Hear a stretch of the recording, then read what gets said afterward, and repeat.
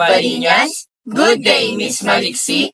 We are the Group 4. I'm Jairus Banag. I'm Jasmine Anvilo. I'm Christine Joy Pajarito. I'm Maxine Duay Lungsod. I'm Jairo Cabrera. I'm Gabriel Pajo. And today, we will discuss the concepts of point and interval estimate of a population mean, particularly focusing on large sample sizes.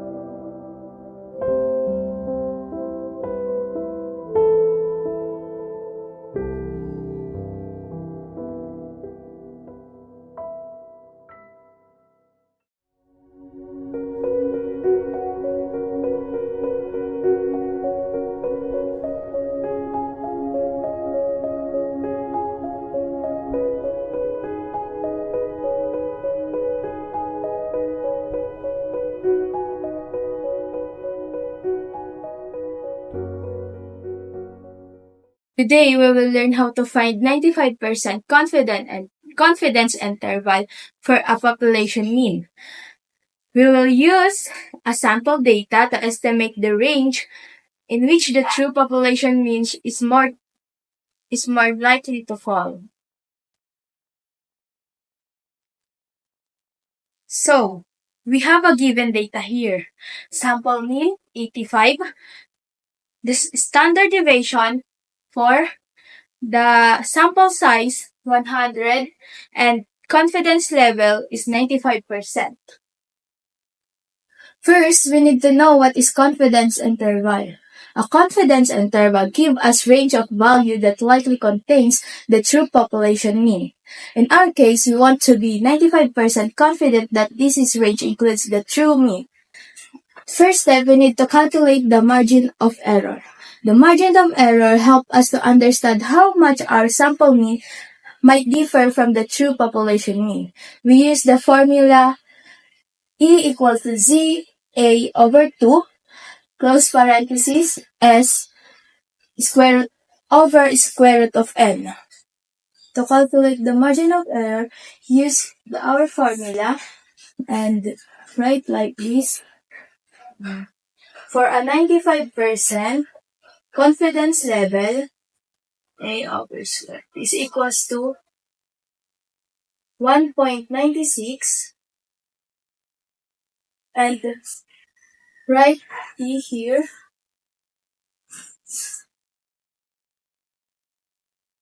Then copy the 1.96,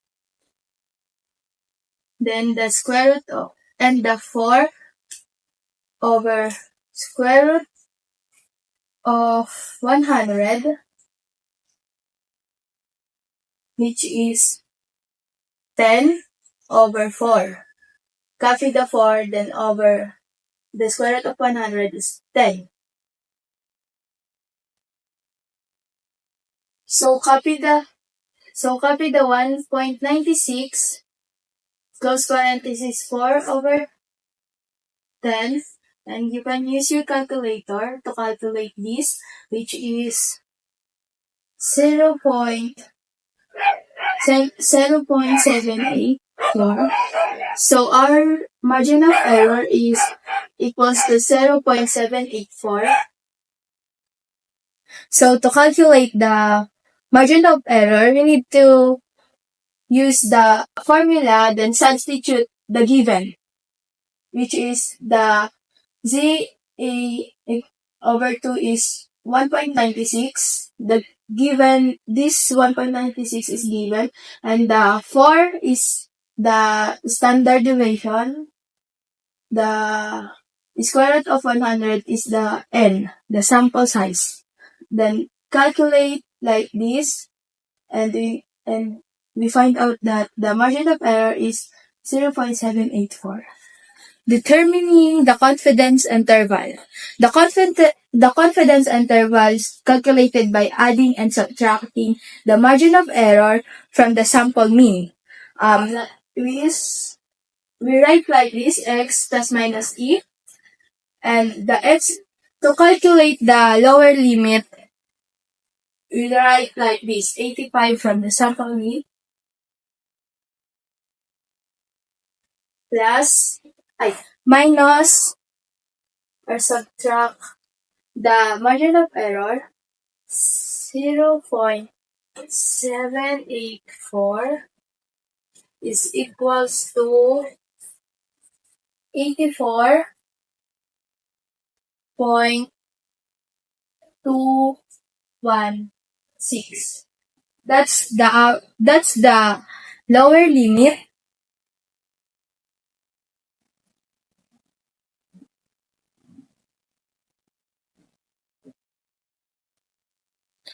From the upper limit, we need to subtract the sample mean to the, we need to add the sample mean to the margin of error, like this. 85 plus 0.784 is equals to 85.784.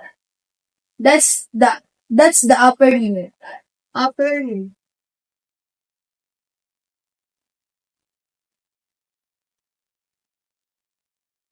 And that's how we calculate our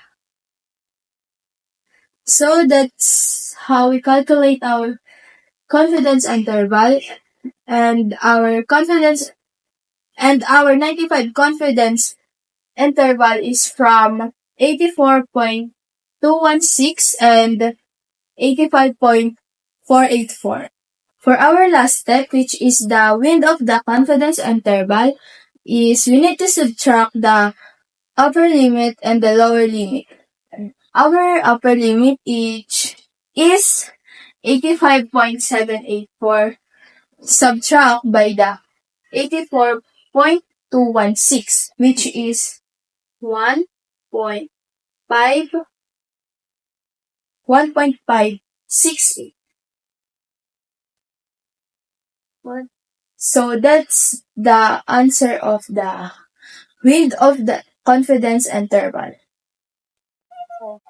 For our example number 2, we have our first given x equal to 75, s equal to 8, and equal to 120. Using 95% confidence interval, find the following solution.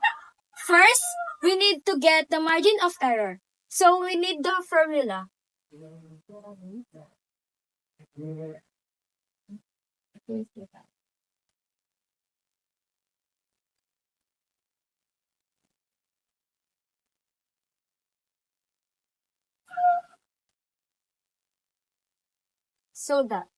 So we need to put the z-score of 95%, 1.96 1.96 parenthesis of A divided by 2 square root of 120. So you need to use the calculator to get the answer. 1.96 times 8 divided by square root of 120. So the answer is 1.43. Cut. Mauna na kami. Go. Sige. Yeah. Bye-bye. Ingat kayo ah. Yeah. Okay na, kakat ko na lang yan. Sige, go lang. Record ka lang. 1, 2, 3, go. So for number 2, we need to get the point. The point estimate is the sample mean.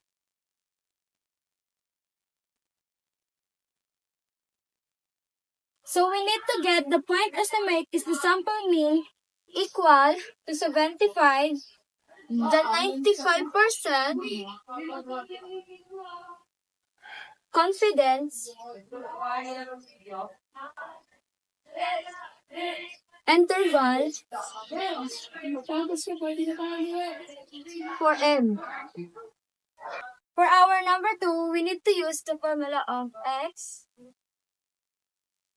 plus 1.96 parenthesis of A divided by the square root of 120 equal to 75 plus 1.96 parenthesis of 0.8 equal to 75 plus, we need to use the calculator to put the answers here. 1.96 times 0.8. So the answer is 1.568. And for the next step, we need to get the lower limit equal to 75 minus 1.568 equal to, use the calculator to get the answer. 75 minus 1.568. So the answer is 73.432. And for the upper limit, use the 75 plus 1.568 and use again the calculator to 75 plus 1.568, and the answer is 76.568. And for the last step, we can be 95% confident that M lies between 73.432 and 76.568. So the wind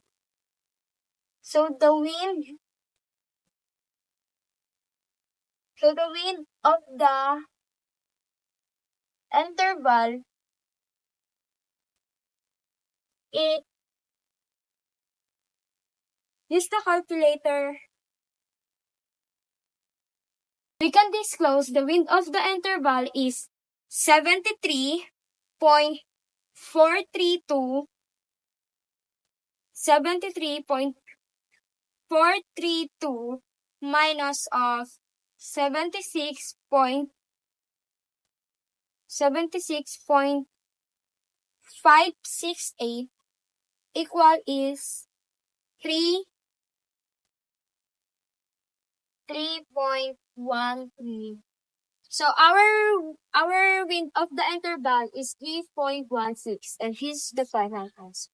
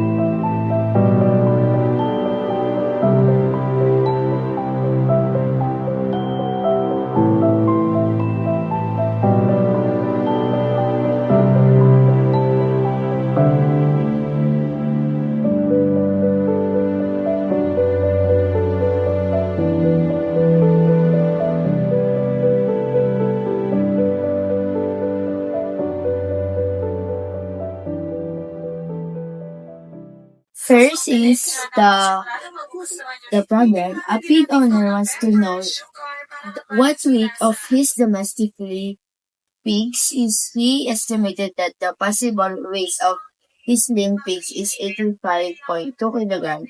The standard deviation was 102.5 kilograms. What is the required sample size? So we need to do first is we need to write the formula.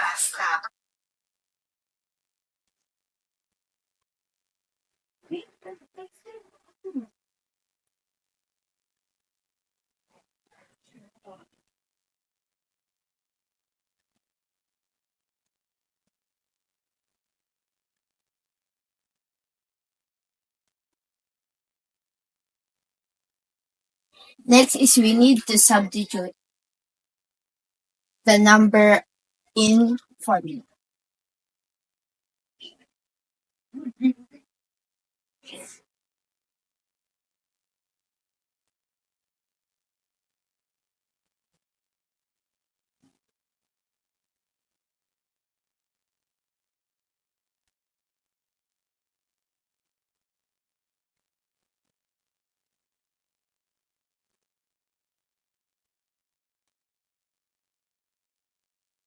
Next, we need to solve it.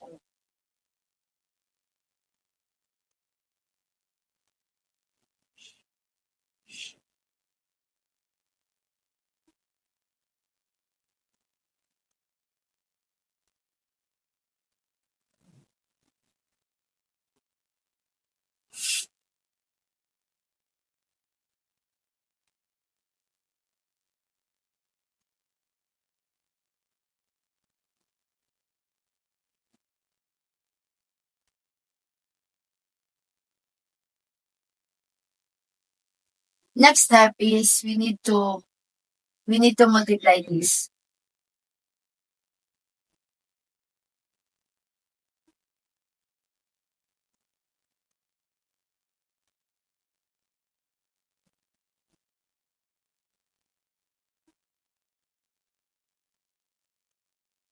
Then that is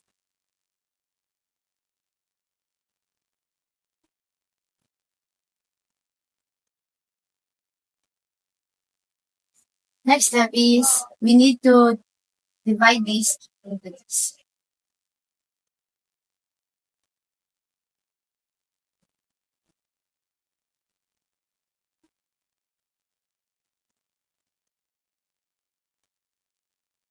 So we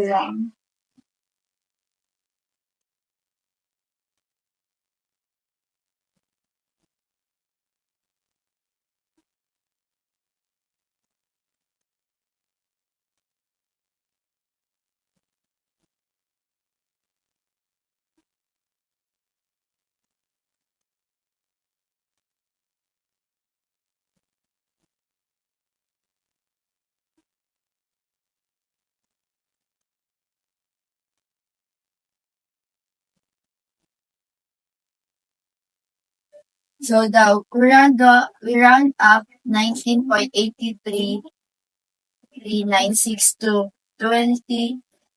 The possible weight of his lean pig is 20 kilograms.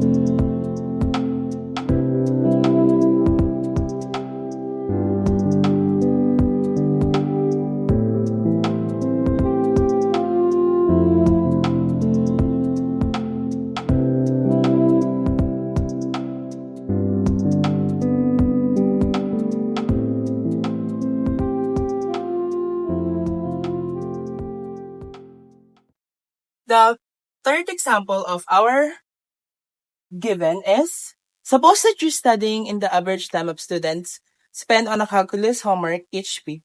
So we have sample mean 65%, sample size is 55%, and the standard deviation of 2.5%. First, we need to find step 1. We need to find the z, the c squared. So first, we're going to know the point of 80%, which is 0.89. Next is we need to divide it by 2. So we got 0.445, but we need to find the z-score, so we need to put 0. Next step is we need to calculate the SE.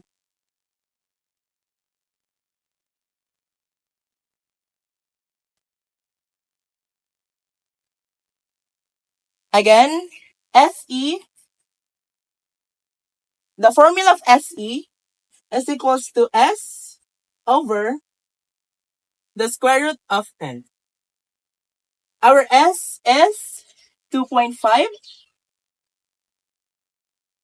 Divide by our n, which is, the n, which is 55,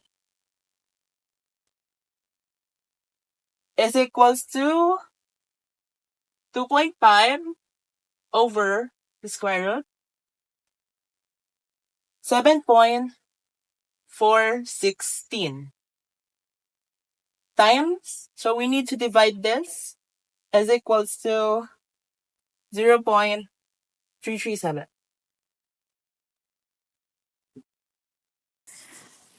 Step 2, we need to find the critical value. So the critical value of 80% of the confidence level are z-scored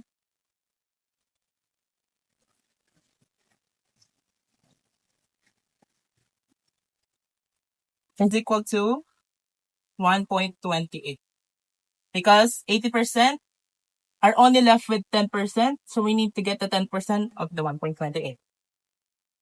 So step 3 is calculate the margin of error.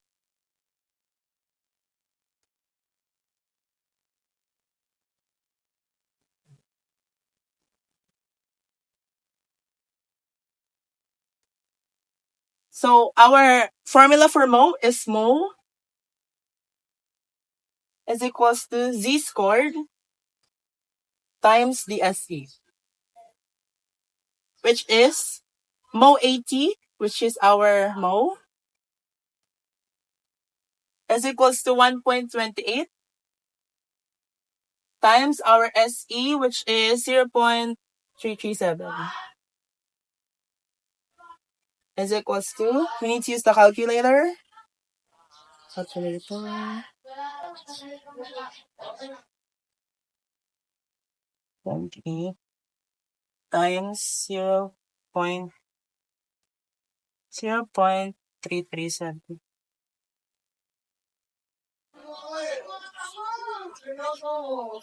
So equals to 0.431. Step 4 is to construct the answer. So step 4, confidence interval, which is equal to x, sample mean plus minus of mho. So CE80 is equals to sample mean, which is our 65, plus the mho, which is 0.431, and 65 minus the mho, which is 0.431. So the answer of the lower point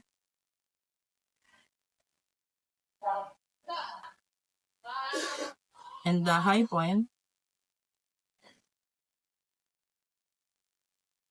we need to use the calculator.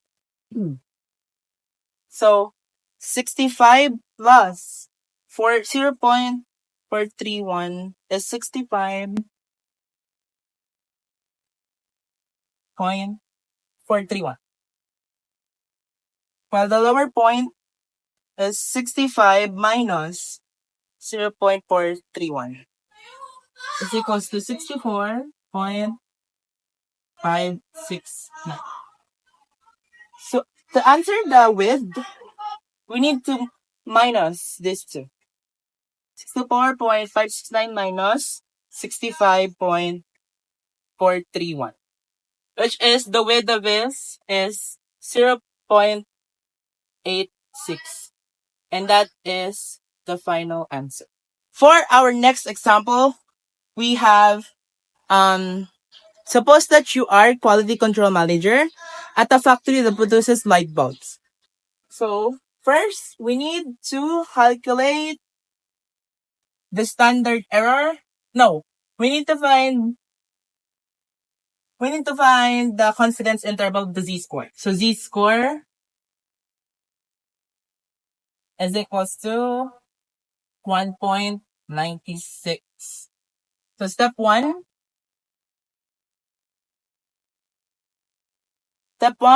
calculate the standard error, which is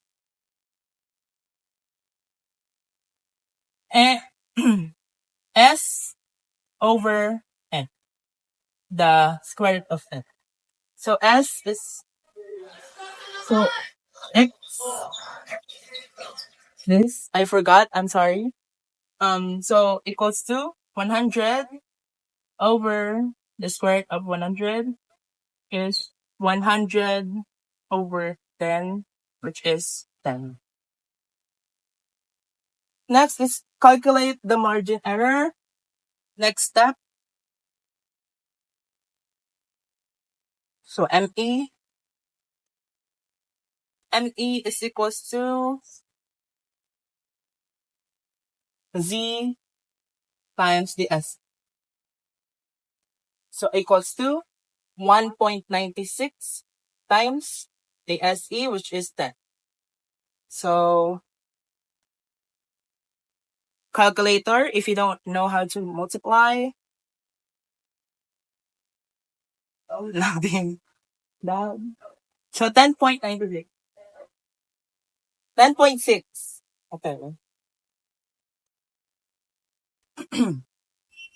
Next step is we need to determine the confidence interval. So the sample mean plus minus of the ME is equals so this X is 100, 1,200 plus the 19.6, then 1,200 minus the 19.6. The lower point and the higher point. Lower point is 1,200 plus 19.6. The higher point of it is 1 to 19.6. And the lower point is 1,200 minus 19.6, which is 1,080.4. To get the width, always remember to always minus these two. 1180 minus 1180.4 minus 1219.6, which is the width of it, width is equals to 39 point. And this is the final answer.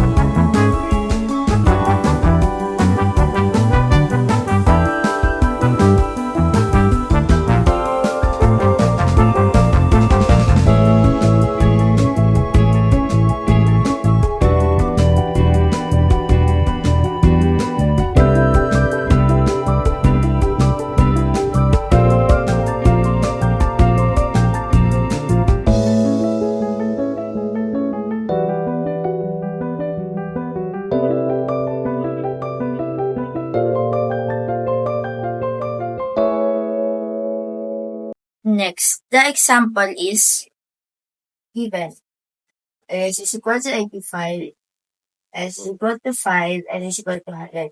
Using a 90% confidence interval, find the following. Number 1, the margin of error. Number 2, the estimates of the population mean since N is by the center limit theorem, the distribution is approximately normally distributed. First is we're gonna find the margins of error. Next is the estimate population of me.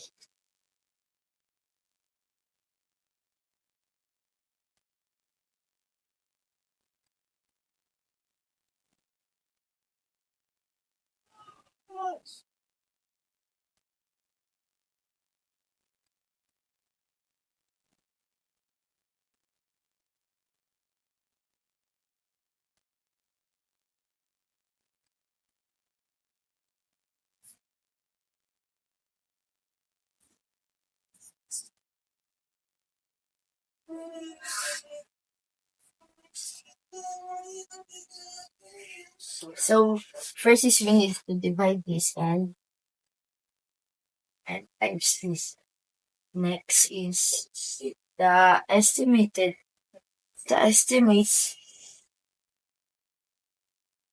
Next is we need to find the estimates of the population mean.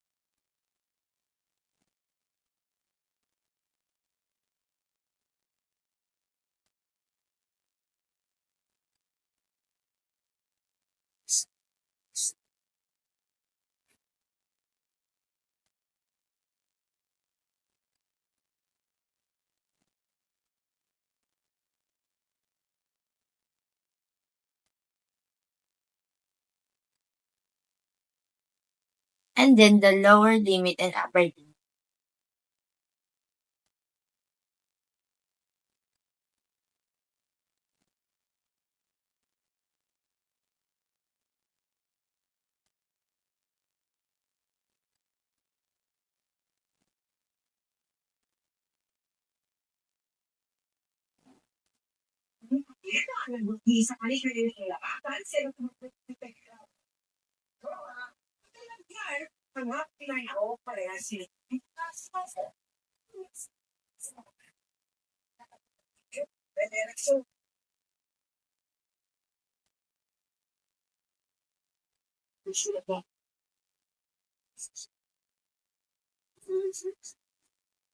So we can be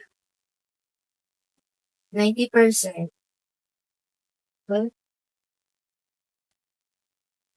that the population means lies.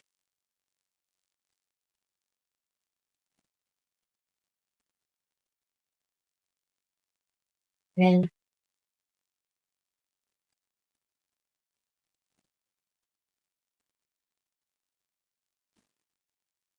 the interval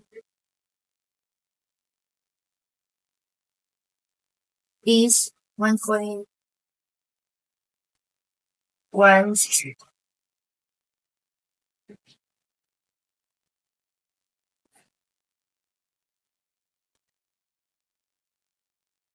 Then it's done.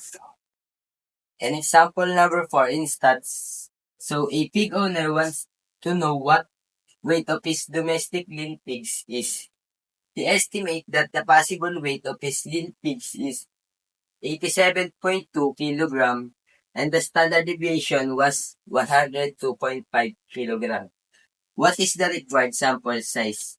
So to answer this problem, we need to follow the formula which is n is equals to z score squared times standard deviation squared divided by margin of error squared. So now let's apply the formula. And is equals to C score which is 3.76 squared times our standard deviation. So the standard deviation was 102.5 squared divided by margin of error which is 87.2. So divide 87.2 squared. So first, let's find the square root of our given. So 3.76 squared is equals to, so 14.1376 divided by 102.5 squared is equals to 10,506.85 divided by 87.2 is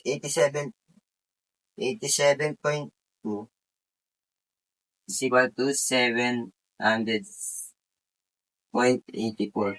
So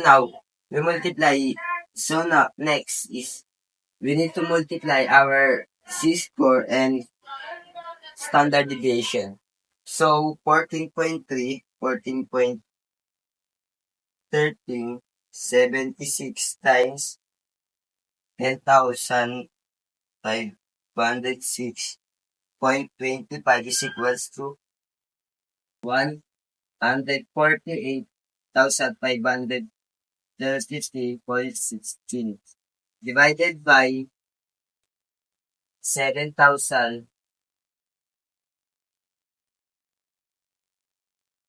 divided by 7,603.84. So 148,533.16 divided by 7,603.84 now. 90 is equals to 19.53 So this is our answer.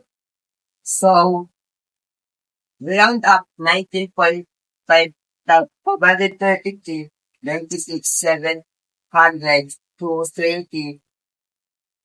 So therefore the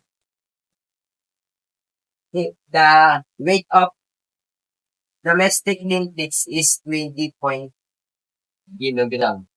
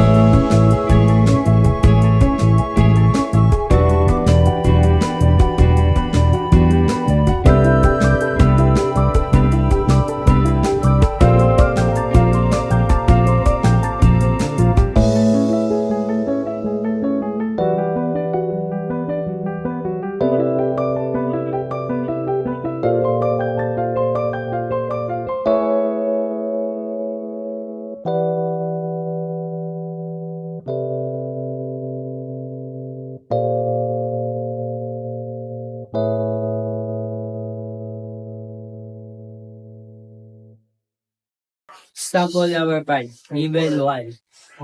In an experiment, a random observation of measurements range from 45.2 to 46.7 units. Suppose a 99% confidence interval that estimates means to within 0.05 units is desired. What sample size is needed for this experiment? Step 1. Determine the C-value for an ideal confidence level. Value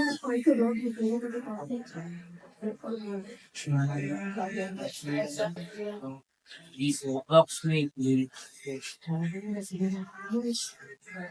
2.50. Step number 2. Estimate the standard deviation. Standard deviation equals to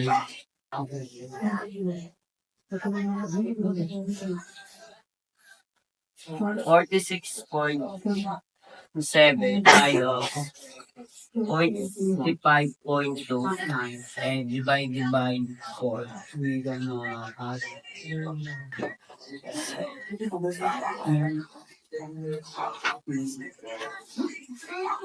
is equals to 1.5 divided by 4 equal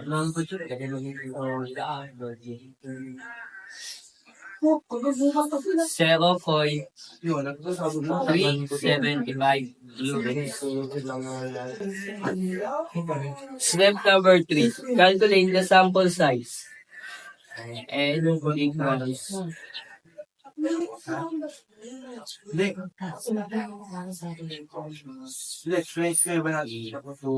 divided by standard deviation divided by 0.05.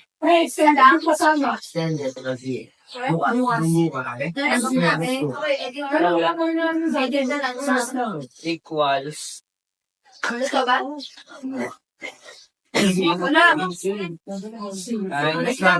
Nagsabi lang sa amin.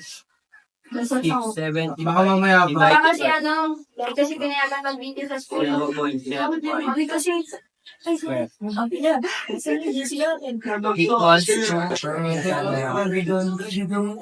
19.35 square root and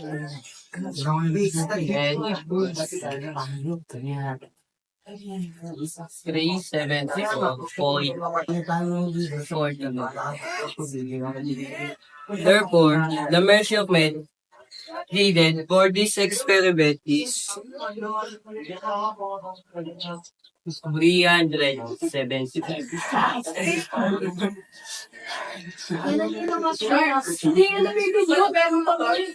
For the example number 2 and example number 5, in an experiment, a random observation of measurements range from 80.3 to 82.1 units. Suppose a 95% confidence interval that estimates mean to within 0.1 units is desired. What sample size is needed for this experiment? To answer this problem, we need to follow 3 steps. The first step is determine the z-value for a 95% confidence level. The z-value for a 95% confidence level is approximately 1.96. Second step, estimate the standard deviation. To estimate the standard deviation, we need to find the range and divide it by 4. Range is given by the difference of the maximum and minimum values.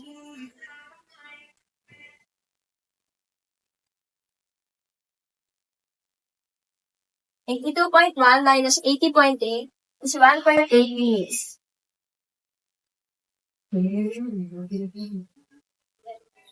Next, we have to estimate the standard deviation.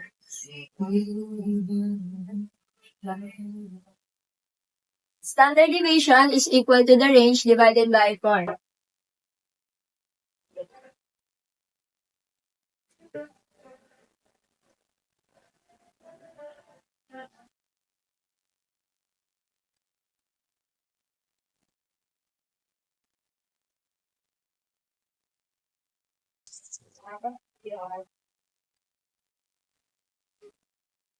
The next step, we have to calculate the sample size, or the N.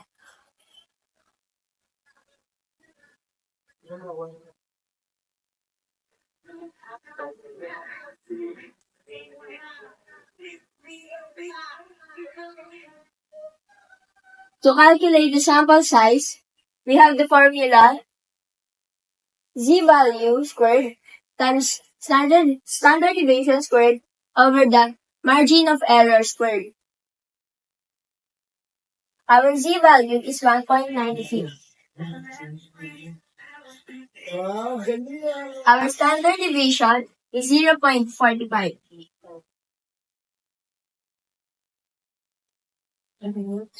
And our margin of error in this case is 0.1.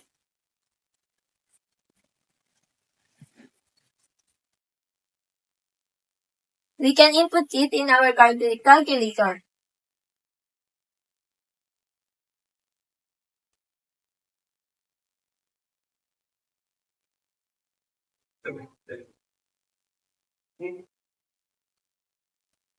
$1.96 squared times 0.45 squared divided by 0.1 squared is equal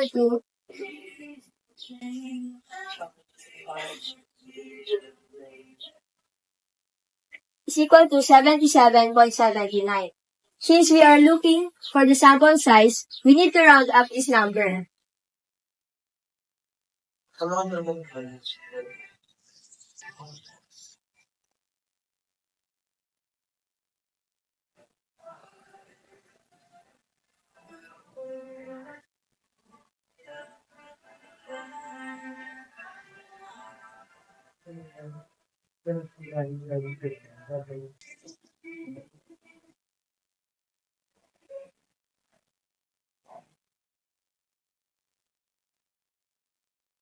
Therefore, the measurements needed for this experiment is 78.